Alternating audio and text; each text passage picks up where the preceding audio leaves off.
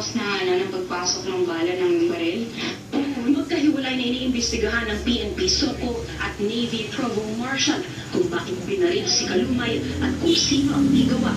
Si Kalumay ang aide ng the Naval Inspector General, ang opisinang nagbabantay sa handaan o kaya'y nag-iimbestiga ng mga irregularidad sa loob ng Philippine Navy.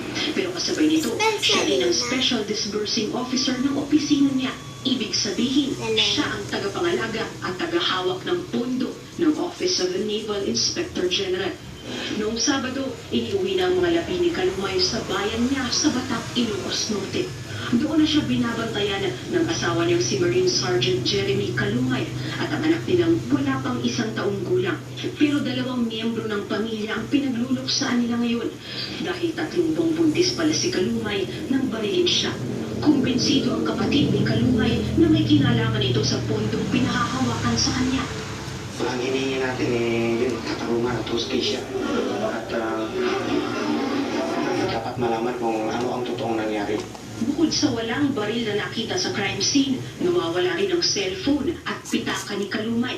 Wala namang CCTV sa parking lot ng Navy kung saan siya binaril. Sa ngayon, mas marami pang tanong kaysa sagot kung paano nangyaring mapatay ng malapitan ang isang sundalo sa loob ng sarili niyang bakuran. Shara Zambrano, ABS-CBN News. Patay ang 29 anyos na anak ng isang nagpapalang na